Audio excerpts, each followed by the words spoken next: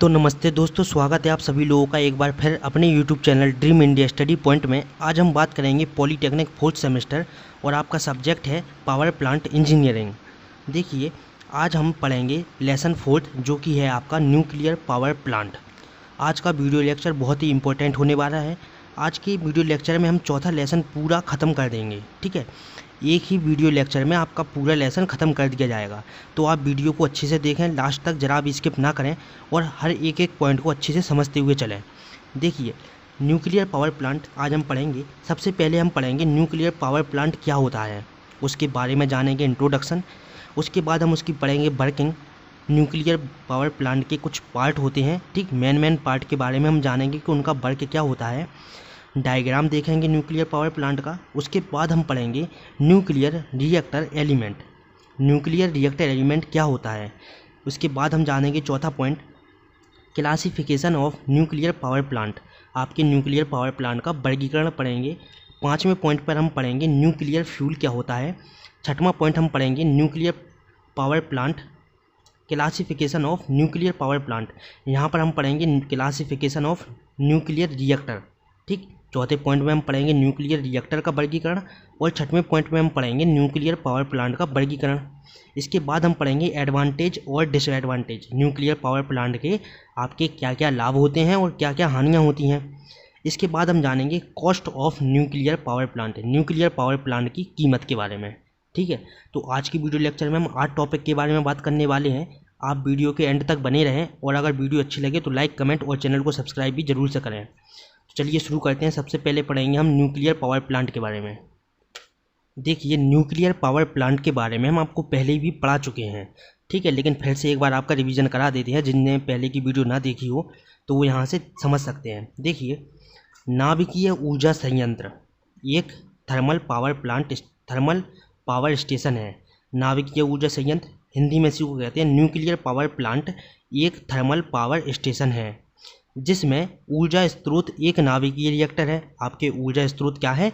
नाभिकीय रिएक्टर है। जैसा कि थर्मल पावर स्टेशन के लिए विशिष्ट है, थर्मल पावर स्टेशन के लिए विशिष्ट है, ऊष्मा का उपयोग भाप उत्पन्न करने के लिए किया जाता है। ऊष्मा का उपयोग हम किस में करते हैं? भाप उत्पन्न करने के लिए, स्टीम उत्पन्न करने के लिए करते हैं ऊष्मा का उपयोग। तो एक जनरेटर से जुड़ा स्टीम टरबाइन चलाती है। आपकी भाप क्या करती है? जनरेटर से जुड़ा हुआ एक स्टीम टरबाइन चलाती है जो बिजली पैदा करती है और हमको मतलब बिजली उससे मिलती है। देखिए, आपको जानकारी के लिए बता दें, आपके जितने भी पावर प्लांट होते हैं, आप पावर प्लांट सब्जेक्ट में जितने भी एलिमेंट और प्लांट के बारे में पढ़ेंगे, उन सबका मकसद एक ही होता है, इलेक्ट्रिसिटी पैदा करना, ठीक है, बिजली बनाना। सबका मकसद एक ही होगा, आपकी बिजली बनाना। देखिए, इसके हमने आपको 2 चित्र बताए थे। एक चित्र आपकी ये रहा स्क्रीन पर, एक चित्र है इसका ये। और अगर आपको ये चित्र नहीं बनाना चाहते हैं तो आप दूसरा चित्र बना सकते हैं। दूसरा चित्र इसका ये रहा, ठीक है, ये रहा इसका दूसरा चित्र। ये है आपका, देखिए यहाँ से हम समझते हैं, ये आपकी स्टीम जा रही है, ठीक। ये लगी हुई है आपकी कंट्रोलिंग रॉड, ये 2 आपकी कंट्रोलिंग रॉड लगी हुई हैं। ये नीचे 3 रॉड जो हैं वो हैं आपकी फ्यूल रॉड। ये है आपकी फ्यूल रॉड, इसको हम कहते हैं, जिसमें इतनी पूरी प्रक्रिया होती है, इसको हम कहेंगे रिएक्टर। और यहाँ पर आपका ये कहलाता है हीट एक्सचेंजर, मतलब गर्म को ठंडा और ठंडे को गर्म करने के लिए आपका हीट एक्सचेंजर का उपयोग किया जाता है। ये आपका लगा हुआ है वाटर पंप, ये है आपका कंडेंसर, ये टरबाइन लगी हुई है, ये जनरेटर लगा हुआ है और ये स्टीम लगा हुआ है। इतने भाग का आपका काम है भाप बनाना, ठीक है।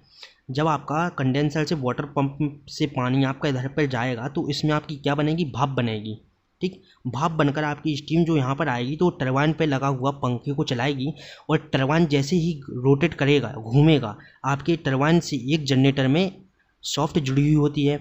आपका जैसे ही टरबाइन घूमेगी तो जनरेटर में आपकी क्या होगी? इलेक्ट्रिसिटी पैदा होगी। चलिए, अब इसके कुछ भागों के बारे में पढ़ते हैं, फिर हम इसकी वर्किंग को आपको समझा देंगे तो आपको पूरा अच्छे से समझ में आ जाएगा। देखिए, सबसे पहले हम इसमें पढ़ेंगे रिएक्टर कोर क्या होता है। देखिए, रिएक्टर कोर, इसमें ईंधन तत्व, नियंत्रण छड़, शीतलक और मॉडरेटर शामिल होते हैं। आपके जो रिएक्टर कोर होती है, इसमें आपकी ईंधन तत्व, नियंत्रण छड़, शीतलक और मॉडरेटर शामिल होते हैं। इसके बाद हमारी आती है कंट्रोल रॉड, जो आपकी 2 कंट्रोल रॉड लगी हुई हैं उसके बारे में हम पढ़ेंगे। यह कैल्शियम या बोरॉन जैसे भारी द्रव्यमान तत्व से बनी होती है, मतलब जिन तत्वों का द्रव्यमान भारी होता है, ठीक है, उनसे बनी हुई होती हैं। यह केवल न्यूट्रॉन को अवशोषित करती हैं ताकि यह या तो प्रतिक्रिया बनाए रख सकें, ठीक है, या रोक सकें। आपकी ये जो छड़ हैं यह केवल न्यूट्रॉन को अवशोषित करती हैं, ठीक है। इसके बाद हम तीसरा पॉइंट पे आते हैं, कंडेंसर। इसका काम स्टीम को कंडेंस करना होता है, स्टीम को कंडेंस करना होता है काम किसका, कंडेंसर का। इसके बाद आपका आता है चौथा पॉइंट, प्रेशराइज्ड।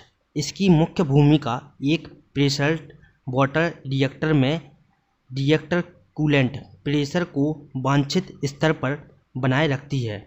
आपकी जो स्टीम होती है उसके प्रेशर को वांछित स्तर पर बनाए रखती है। देखिए, ये तो हमने पढ़ा इसके पार्ट के बारे में। अब हम इसकी वर्किंग पढ़ते हैं तो आपको पूरा जो कि है न्यूक्लियर पावर प्लांट समझ में आ जाएगा। देखिए, इसमें कंट्रोलिंग रॉड को बाहर की तरफ खींचते हैं। जो हमारी कंट्रोलिंग रॉड लगी हुई हैं उसको हम जैसे ही बाहर की ओर खींचेंगे तो न्यूट्रॉन की मूवमेंट, मतलब न्यूट्रॉन में गति, आपकी मूवमेंट शुरू हो जाती है, ठीक है। न्यूट्रॉन फ्यूल कंट्रोल रॉड पर टकराते हैं। जो आपके न्यूट्रॉन होते हैं वो फ्यूल कंट्रोल रॉड पर टकराते हैं और रिएक्शन शुरू हो जाती है। रिएक्टर के अंदर हीट उत्पन्न होती है और हीट एक्सचेंजर से स्टीम निकलती है और टरबाइन को मूव कराती है। देखिए, आप सीधा सीधा वर्किंग को चित्र से समझें।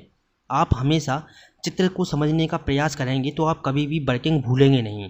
देखिए, हम जैसे ही इन 2 कंट्रोलिंग रॉड को ऊपर की ओर खींचते हैं तो हमारे फ्यूल रॉड में क्या होते हैं, न्यूट्रॉन टकराते हैं। आपके रिएक्टर में रिएक्शन शुरू होती है और यहाँ पर हीट एक्सचेंजर में आपकी क्या स्टीम उत्पन्न होती है। तो स्टीम जैसे ही उत्पन्न होती है, स्टीम यहाँ से जाकर आपकी टरबाइन पर गिरती है और आपकी टरबाइन पर लगा हुआ पंखा चलता है। टरबाइन पर लगा हुआ जैसे ही पंखा चलता है तो टरबाइन से आप देख रहे हैं एक सॉफ्ट हमने जनरेटर में जोड़ी हुई है। तो जनरेटर में जैसे ही आपका टरबाइन का पंखा घूमेगा तो आपके जनरेटर में इलेक्ट्रिसिटी क्या होगी, उत्पन्न होगी, ठीक है। तो देखिए, अगर किसी को भी अगर इसका स्क्रीनशॉट लेना है तो स्क्रीनशॉट ले ले। ये आपका दूसरा वाला चित्र है। आप इसको या इसको किसी 2 में से एक किसी भी चित्र को बना सकते हैं। नीचे वाला चित्र ज़्यादा सरल है। अब हम वीडियो को थोड़ा स्पीड में पढ़ेंगे, ठीक है। सारे टॉपिक को जल्दी से कवर करना है इसलिए वीडियो थोड़ी आपकी स्पीड में बनाई जाएगी। अब हमारा जो दूसरा पॉइंट है वो है न्यूक्लियर रिएक्टर एलिमेंट। आपका न्यूक्लियर रिएक्टर एलिमेंट क्या होता है, देखिए तीसरा पॉइंट है हमारा। देखिए, सबसे पहले तो आप न्यूक्लियर रिएक्टर एलिमेंट का चित्र देख लें, ठीक है। आप इसका स्क्रीनशॉट ले लें। देखिए, यहाँ पर आपके 3 ये कंट्रोलिंग रॉड लगी हुई हैं, ठीक। इसके बाद आपके जो बाहरी आवरण है उसको हम कहेंगे कवच, शील्डिंग, SHILDING, ठीक है। आपको जो भी डाउट हुआ करे आप कमेंट बॉक्स में पूछ सकते हैं, ठीक, उसका रिप्लाई आपको मिलेगा। यहाँ पर आपका ये जो बॉर्डर है इसको हम कहेंगे धातु की टंकी, ठीक। धातु की टंकी के अंदर आपके क्या होते हैं, यूरेनियम की छड़ और कंट्रोलिंग रॉड। ये आपका यहाँ पर परिवर्तक लगा हुआ है, रिफ्लेक्टर। ये आपका ये जो पाइप है इसको हम कहेंगे द हीट एक्सचेंजर। और यहाँ पर आपका क्या है, कूलेंट आउटपुट। यहाँ से आउटपुट आपकी क्या होती है, कूलेंट आउटपुट होती है, ठीक। इसको हम कहेंगे, इस वाली छड़ को कहेंगे मंदक, मॉडरेटर, MODERATOR, ठीक है। यहाँ पर जो नीचे वाला पाइप इसको हम कहेंगे टू रिएक्टर कूलेंट इनपुट। यहाँ से इनपुट होगी क्या, कूलेंट। अब हम पढ़ते हैं नाभिकीय रिएक्टर के निम्न अंग के बारे में। जो आपका नाभिकीय न्यूक्लियर रिएक्टर है इसके मेन पार्ट के बारे में पढ़ते हैं। इसमें कौन कौन से भाग होते हैं, उन भागों का क्या क्या कार्य होता है। देखिए, रिएक्टर कोर, ठीक, आपको इस साइड के लिखना हो तो लिखें वरना इस साइड के है मेन।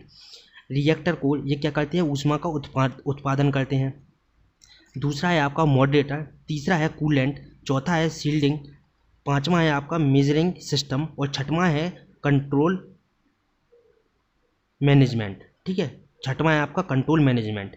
ये आपका क्या होता है, हीट कंट्रोल करने के काम आती है। तो हम सबसे पहले पढ़ेंगे रिएक्टर कोर के बारे में। देखिए, इसमें ईंधन की विखंडनीय चयन प्रक्रिया संपन्न होती है। रिएक्टर में क्या होता है, इसमें ईंधन की विखंडनीय चयन प्रक्रिया संपन्न होती है और ऊष्मा ऊर्जा उत्पन्न की जाती है, ठीक है। इसके बाद आता है आपका मॉडरेटर।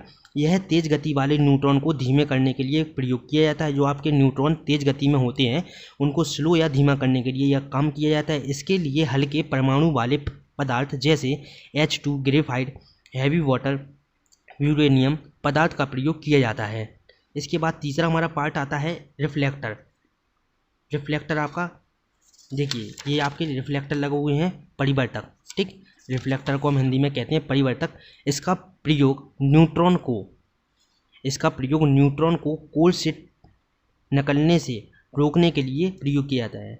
आपके न्यूट्रॉन कोर से ना निकल जाएं, ठीक है, उसके लिए हम प्रयोग करते हैं किसका रिफ्लेक्टर का, ठीक है। इसके लिए वही पदार्थ प्रयोग किए जाते हैं जो मॉडरेटर में प्रयोग किए जाते हैं। आपके मॉडरेटर में कौन कौन से पदार्थ, H2, ग्रेफाइट, हैवी वाटर, इन्हीं सब का प्रयोग हम किस में करते हैं, रिफ्लेक्टर में हम इन्हीं सब का प्रयोग करते हैं। इसके बाद हम चौथा पॉइंट पढ़ते हैं कंट्रोल रॉड। कंट्रोल रॉड क्या होता है? कंट्रोल रॉड का प्रयोग कोर में उपजी ऊष्मा को नियंत्रण करने के लिए किया जाता है। जैसा कि नाम से ही समझ में आ रहा है, कंट्रोल रॉड कंट्रोल करने के लिए उपयोग की जाएगी, ठीक है।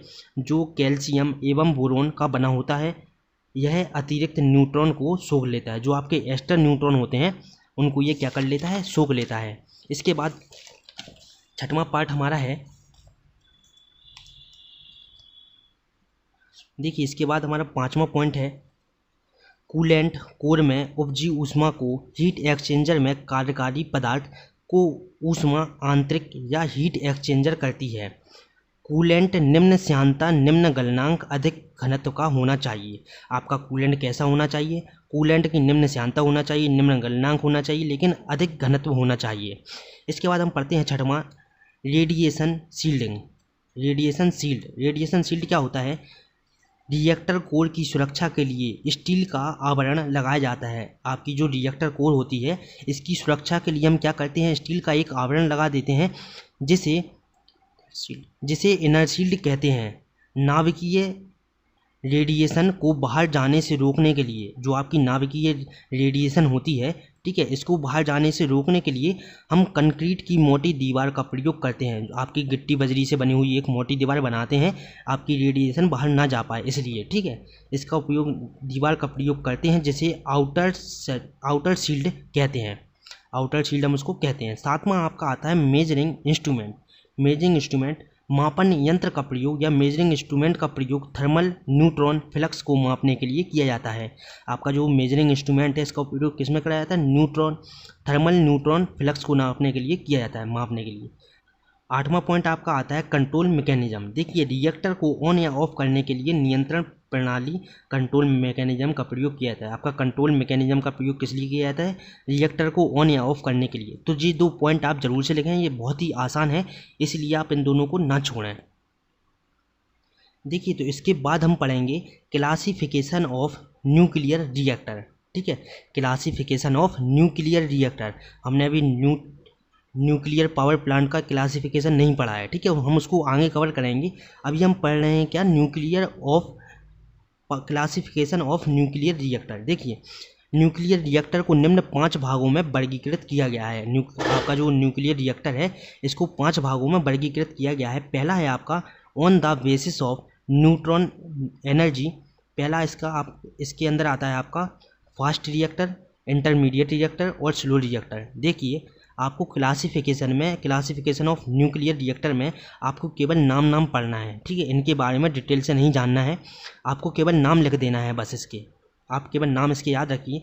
दूसरा आता है हमारा दूसरा part on the basis of moderator use, ठीक है, मॉडरेटर यूज करने के आधार पर H2O water reactor, heavy water D2O reactor और हाइड्रोकार्बन रिएक्टर। तो इसमें देखिए आपका तीसरा पार्ट है इसमें on the basis of core construction. इसमें आएगा आपका सबसे पहला सिलेंड्रिकल, क्यूबिकल और रिंग टाइप। चौथा पार्ट आपका है on the basis of coolant. पहला इसमें आएगा वाई वाटर कूलेंट रिएक्टर और दूसरा आएगा वाई एयर कार्बन और हीलियम कूल्ड रिएक्टर, ठीक है, वाई एयर कार्बन और हीलियम कूल्ड रिएक्टर। इसके बाद आपका पांचवा देखिए आपका पांचवा है on the basis of fuel, ठीक है, आपकी जो फ्यूल के आधार पर uranium U233 reactor. U233 reactor. इसके बाद आपका आएगा दूसरा थोरियम TH232 रिएक्टर। तीसरा आपका है प्लेटिनम PU239 रिएक्टर। इसके बाद देखिए हम जानते हैं न्यूक्लियर फ्यूल के बारे में क्या है। आपका न्यूक्लियर फ्यूल क्या होता है? विखंडनीय पदार्थ। विखंडनीय पदार्थ में सबसे मुख्य पदार्थ प्लूटोनियम तथा यूरेनियम है। इन दोनों में से यूरेनियम एक ऐसा पदार्थ है जो प्राकृतिक रूप में पाया जाता है। आपका यूरेनियम क्या है? प्राकृतिक रूप में पाया जाता है, और प्लूटोनियम नहीं पाया जाता है प्राकृतिक रूप में। तथा यूरेनियम के विखंडन द्वारा प्लेटिनम बनाया जाता है। यूरेनियम का विखंडन करके आपका क्या बनाया जाता है? प्लेटिनम बनाया जाता है। सबसे पहला आता है आपका यूरेनियम U233। प्लेटिनम आपका क्या है? PU239 और PU241। यानी कि जब हम रिएक्शन कराते हैं, देखिए 92U238 प्लस 0N1 आपकी इसकी रिएक्शन होगी तो 92U239 प्लस X इसका बनेगा आपका। ठीक है, इसके बाद 92U239 इसकी रिएक्शन जब होगी तो ये बनेगा आपका 93NP239 प्लस -1e⁻0। ठीक है, आपका ये था क्या? Nuclear fuel. इसके बाद देखिए हम पढ़ते हैं मोस्ट इम्पोर्टेंट टॉपिक आपका classification of nuclear power plant. ठीक है, आपके न्यूक्लियर पावर प्लांट का वर्गीकरण क्या है? तो आपके न्यूक्लियर पावर प्लांट में आपके 3 तरह के प्लांट आते हैं। ठीक है, आपका पहला है प्रेशराइज्ड वाटर रिएक्टर, दूसरा है बॉइलिंग वाटर रिएक्टर और तीसरा है ब्रेडर रिएक्टर। ठीक, तो आपको इन तीनों के बारे में पढ़ना है, इन तीनों का चित्र बनाना है और इनके बारे में थोड़ा थोड़ा लिखना है। ठीक है, एकदम डिटेल से नहीं जाना है आपको इनमें डीपली, थोड़ा थोड़ा इनके बारे में जानना है और चित्र वगैरह बनाकर इनकी वर्किंग के बारे में लिखना है। सबसे पहले हम पढ़ेंगे प्रेशराइज्ड वाटर रिएक्टर। देखिए प्रेशराइज्ड वाटर रिएक्टर क्या होता है? ये है आपका यहाँ पर लगा हुआ है रिएक्टर, ये है आपका कूलेंट आउट। ठीक, आपकी कूलेंट यहाँ से आउटपुट होगी। ठीक, ये है आपका कूलेंट इन, ये है आपका कूलेंट आउट, और ये है आपका यहाँ पर कूलेंट इन। ये आपका लगा हुआ है कूलेंट पंप, इसको हम कहेंगे हीट एक्सचेंजर। ये है आपका स्टीम टरबाइन और ये है आपका जनरेटर, ये यहाँ आपका फीड वाटर पंप। ठीक है, इसमें देखिए क्या होता है, इस प्रकार के रिएक्टर में पानी का प्रयोग कूलेंट और मॉडरेटर के रूप में किया जाता है। इस प्रकार के रिएक्टर में, प्रेशराइज्ड वाटर रिएक्टर में आपका क्या होता है? आपका जो पानी का प्रयोग होता है वो कूलेंट और मॉडरेटर के रूप में किया जाता है। रिएक्टर कोर में कूलेंट का प्रचालन उच्च दाब पर किया जाता है। जो आपका रिएक्टर कोर है उसमें कूलेंट का प्रचालन या प्रभाव, ठीक है, उच्च दाब पर किया जाता है, जिससे उच्च तापमान पर कूलेंट उबले नहीं। मतलब आपके ज़्यादा तापमान पर आपका जो कूलेंट है वो उबले ना, ठीक, या ज़्यादा गर्म ना हो। इस प्रकार के रिएक्टर को हाई प्रेशराइज्ड रिएक्टर भी कहते हैं। ठीक, आपके जो प्रेशराइज्ड वाटर रिएक्टर होते हैं इनको हम क्या कहते हैं? हाई प्रेशराइज्ड रिएक्टर भी कहते हैं। इसके बाद हम दूसरा पॉइंट पढ़ते हैं। देखिए दूसरा आपका होता है boiling water reactor power plant. देखिए बॉइलिंग रिएक्टर पावर प्लांट क्या होता है? यहाँ पर आपकी स्टीम लगी हुई है, स्टीम है। ठीक, आपकी जब रिएक्टर से स्टीम निकलेगी तो आपकी रिएक्टर में ही स्टीम रहती है यहाँ पर। ठीक है, यहाँ पर जो भी प्रक्रिया होगी आपकी स्टीम रिएक्टर में ही रहेगी। ये है आपकी बल्ब, ये है आपकी स्टीम टरबाइन, ये जनरेटर लगा हुआ है, ये है आपका कंडेंसर, और ये यहाँ पर लगा हुआ है फीड वाटर पंप। आप चित्र बनाते चलें, चित्र आप हमेशा बनाते हुए चलें, और नोट्स भी आप जहाँ तक है पूरे बनाते हुए ही चलें, इससे आपको पेपर में आसानी होगी। ठीक है, इसके बाद देख लिए हम इसके बारे में वर्किंग इसकी थोड़ी जान लेते हैं। इस प्रकार के रिएक्टर में डायरेक्ट रिएक्टर कोर में स्टीम को बनाया जाता है। आपके जो इस प्रकार के रिएक्टर होते हैं बॉइलिंग वाटर रिएक्टर, इसमें देखिए आपको दिख रहा होगा डायरेक्ट आपके रिएक्टर में ही आपकी स्टीम क्या है? बन रही है। रिएक्टर में आपकी स्टीम क्या हो रही है? बन रही है। तो इस प्रकार के रिएक्टर में डायरेक्ट रिएक्टर कोर में आपकी क्या बनती है? स्टीम को बनाया जाता है, जिसे टरबाइन में भेज दिया जाता है, जिससे हीट एक्सचेंज नहीं होता है। इसमें आपका क्या होता है? हीट एक्सचेंजर नहीं होता है। देखिए आपको इसमें कहीं भी हीट एक्सचेंजर नहीं दिख रहा होगा। आपकी स्टीम को डायरेक्ट आपकी क्या है? टरबाइन में भेजा जाता है, या बल्ब आपकी लगी हुई है बाल्ब कंट्रोल करने के लिए। ठीक है, हीट एक्सचेंजर आपकी क्या स्टीम टरबाइन में भेजा जाएगा, और आपका जनरेटर जो कि है विद्युत ऊर्जा प्राप्त होगी। इसके बाद तीसरा पॉइंट हमारा है, देखिए तीसरा पावर प्लांट है न्यूक्लियर का bladder reactor power plant. Bladder reactor power plant क्या होता है, देखिए ये है आपका चित्र, ये आपका रिएक्टर लगा हुआ है, ठीक। ये आपके 2 हीट एक्सचेंजर लगे हुए हैं, ये है आपका कूलेंट, ठीक। ये है आपकी स्टीम, यहाँ से जब आपकी टरबाइन में जाएगी तो ये आपका क्या है, यहाँ पर स्टीम टरबाइन, ये आपका जनरेटर लगा हुआ है, ये कंडेंसर, ये पंप, ये वाटर फीड वाटर पंप, ठीक, फीड वाटर पंप कह सकते हैं आप इसे। ये आपके 2 हीट एक्सचेंजर लगे हुए हैं और यहाँ पर 2 पंप लगे हुए हैं। तो देखिए न्यूक्लियर पावर प्लांट के जो हमने वर्गीकरण पढ़े हैं, तो उन तीनों चित्र में कोई ज़्यादा समानता नहीं है, थोड़ा थोड़ा अंतर है तीनों चित्र में, ठीक है। तो आप अच्छे से चित्र याद कर सकते हैं। देखिए liquid metal fast breeder reactor में सोडियम को कूलेंट के रूप में प्रयोग किया जाता है। आपकी जो सोडियम है उसको हम क्या करते हैं, कूलेंट के रूप में प्रयोग करते हैं एवं ग्रेफाइड और मॉडरेटर के रूप में प्रयोग किया जाता है, ठीक है। देखिए जो आपका ये जो होता है ब्रेडर रिएक्टर पावर प्लांट, इसमें आपका क्या होता है, सोडियम को हम कूलेंट के रूप में यूज करते हैं। जो आपका सोडियम है Na, इसको हम क्या करते हैं, कूलेंट के रूप में उपयोग करते हैं। और आपके ग्रेफाइड को हम किसके रूप में प्रयोग करते हैं, मॉडरेटर के रूप में प्रयोग करते हैं। देखिए आपके जितने भी न्यूक्लियर पावर प्लांट हैं, इनमें सारी जो आपके केमिकल होते हैं उनकी रिएक्शन से, ठीक, हम जो भाप वगैरह है, स्टीम वगैरह है, इन सबको बनाते हैं। अब इसके एडवांटेज पढ़ लेते हैं। Advantage of nuclear power plant, आपके न्यूक्लियर पावर प्लांट से होने वाले लाभ क्या क्या हैं। यह कम स्थान घेरता है, यह क्लीन होता है, जीवाश्म ईंधन की बचत होती है। आपके जो जीवाश्म ईंधन होते हैं, ठीक, उनकी बचत होती है, लकड़ी कोयले इन सब की बचत होती है इसमें।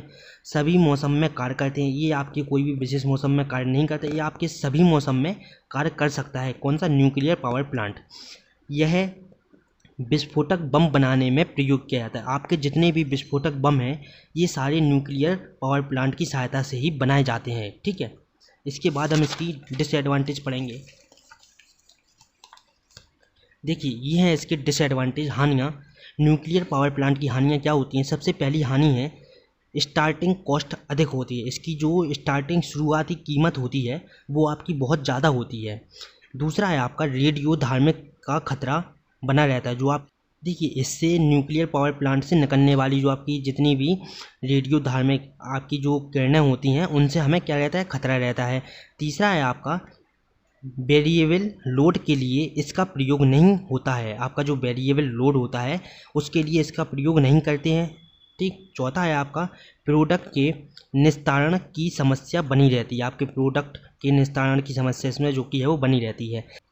अब हम पढ़ेंगे आज का last topic, cost of nuclear power. आपका जो न्यूक्लियर पावर है उसकी कॉस्ट क्या होती है, ठीक है। न्यूक्लियर पावर प्लांट का मूल्य निम्न 3 प्रकार की लागत पर निर्भर करता है। आपकी जो न्यूक्लियर पावर प्लांट है उसका जो कीमत है वो निम्न 3 लागत पर निर्भर करती है। पहली आपकी होती है कैपिटल पावर, दूसरी होती है ऑपरेटिंग पावर, ऑपरेटिंग कॉस्ट। पहली होती है कैपिटल कॉस्ट, दूसरी होती है ऑपरेटिंग कॉस्ट, तीसरी होती है फिक्स्ड कॉस्ट जो हमेशा आपकी निर्धारित रहती है, ठीक है। सबसे पहले हम पढ़ते हैं कैपिटल कॉस्ट के बारे में। देखिए प्रति यूनिट बिजली